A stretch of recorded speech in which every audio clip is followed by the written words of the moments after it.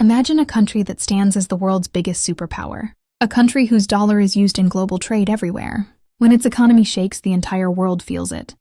But here's the real question. Who actually runs an economy this big? Is it the president, the government, or something behind the scenes? Today's story is about power, money, and influence most people never see. And by the end of this video, you might never look at the dollar the same way again. Let's get into it. Most people assume the US president controls the economy.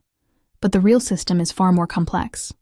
A president sets policies, but doesn't fully control the flow of money. The economy is like a massive machine with many moving parts. If one gear stops, the whole system can shake. That's why the US built a layered system to spread out power. But whenever power is divided, influence becomes the real game. And that's where our story begins. One of the most important players is the Federal Reserve, often called the Fed. This institution decides how much money flows through the system. It sets interest rates. It determines whether borrowing is cheap or expensive. When rates go up, people spend less. When rates go down, money flows into markets. Without making noise, they control the speed of the entire economy. Think of it like the gas pedal of a car. But then the question becomes, who controls the Fed? Officially, it operates independently. It's not directly run by the president. The chair is appointed, but decisions are made by committees.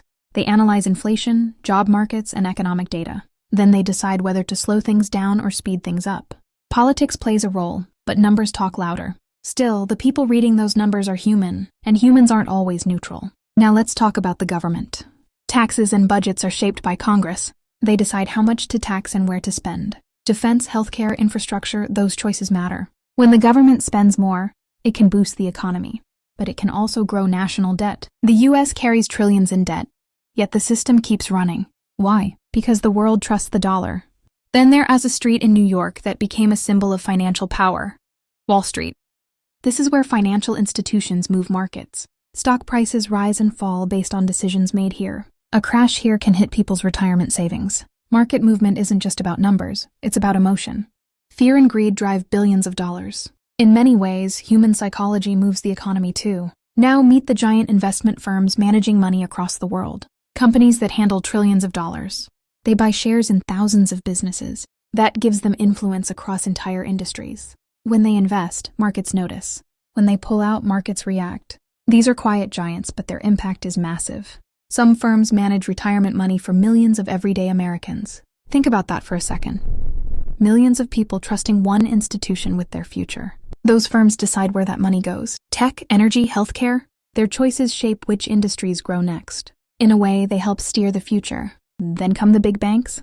They finance deals, issue loans, and advise governments. Sometimes their former executives move into government roles. That creates a bridge between finance and politics. It's legal but powerful. Relationships matter in high finance. Another key player is the US Treasury. This department manages government finances and issues bonds. When America borrows money, this is the system behind it. Countries around the world buy US bonds. Why? Because the US is seen as stable. Trust is the foundation of this system. Now think about media. When headlines warn of recession, people get cautious. When news says markets are booming, people invest. Information moves behavior. Whoever shapes the narrative can shape sentiment. And sentiment moves markets. It's an invisible but powerful force. Then there are billionaires and legendary investors. When they buy, others follow. When they sell, panic can spread. Their power isn't legal authority. It's psychological influence. People see them as smart money.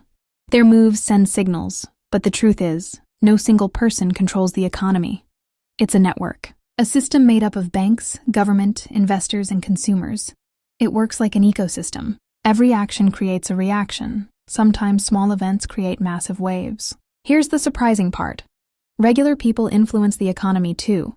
When consumers spend, businesses grow. When they save more, growth can slow. Consumer behavior is real power. Every dollar spent is like a vote for what grows next. So who controls the American economy? Not one name, not one group. It's a balance of power. The Fed sets rates, the government sets laws, markets react, investment firms guide capital, and people fuel the system. It's a giant chessboard where every move matters. And maybe the real power belongs to those who understand how the game works. Because the ones who understand the system play it better.